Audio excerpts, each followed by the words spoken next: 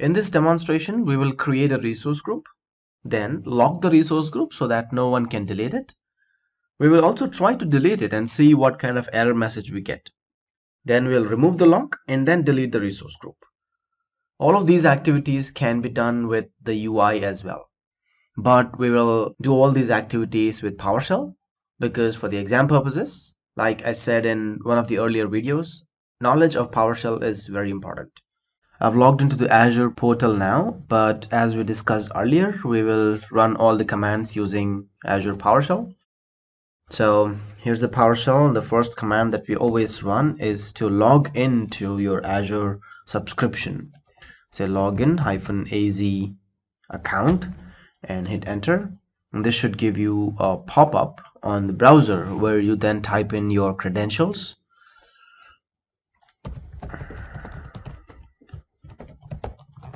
Okay. And type the password.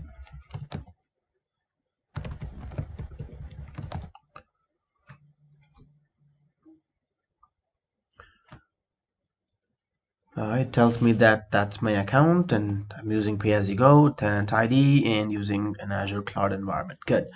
So let's get started with creating our resource group first. The command will be new -az resource group, and I will use tab completion and use -name. The name of my resource group would be, let's say, prod_IT. And then the location in which I want to provision, it is in East US. And hit enter. Right. Now that the resource group is created, let's go ahead and lock it with PowerShell. But before that, I'll just go to the UI and see if the resource group is actually created. There you go. My prod_IT resource group is there. And then under locks, there are no locks. So once we have created the lock using PowerShell, we should be able to see one row here. We can do it through GUI as well, but let's learn how you can do it with PowerShell. We'll go back to the PowerShell window and run the command new -az resource group lock. That will be new -resource lock. Use tab completion, and the name of the lock would be, let's say, do not delete. Yeah. And then what kind of lock is it? Is it something you want to prohibit against read-write operations or delete? Well, these are the two options available for us. So the lock level is cannot delete. That is a lock level. Now you need to specify the lock on a particular resource, and in this case I want to specify it on a resource group, which is prod_IT. Hit enter. Are you sure you want to create the following lock on prod_IT? Just say yes, hit enter, and looks like the lock is created. I'll go back to the UI here and refresh this. There you go. The do not delete lock is created on the resource group called prod_IT. Now nobody should be able to delete it, right? So let's try to delete this resource group using PowerShell. Well, of course, like I said, we can go and delete from here, but we are learning PowerShell here. So I'll go back to the PowerShell and run the command to delete the resource group.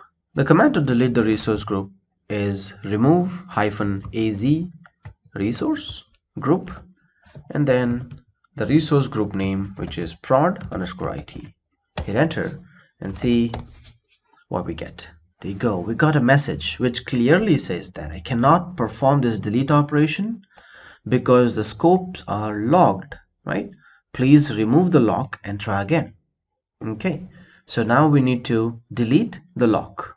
So let's try to remove the lock using PowerShell, using the command remove -az resource lock, and then I would use the lock ID syntax to remove it. But before we delete it, we must know what the lock ID is.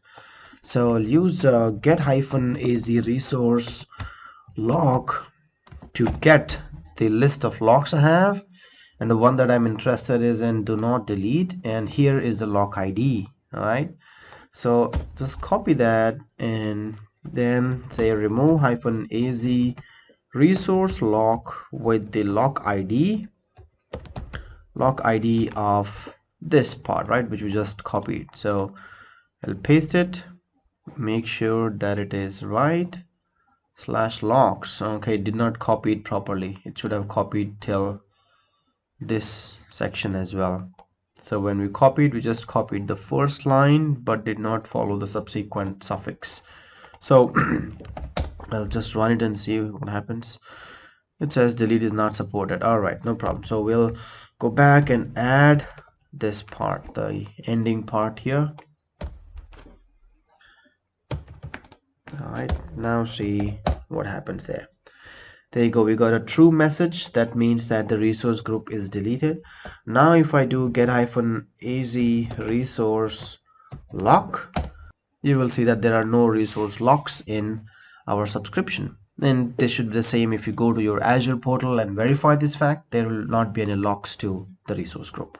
So here I am in the resource group called prod_IT under the lock section. I'll just refresh this so that this goes away. Let's see. There you go. So the lock has been indeed deleted.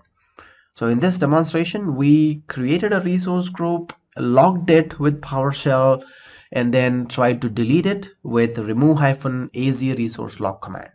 Everything that you do in GUI can be done in PowerShell. So it's always recommended that if there is any repetitive activities that you want to do, you will have to design a script, keep it in your repository, and then run it as and when you need it. But any one-time activities, one-off activities, it's always recommended to do it using portal because it's faster that way.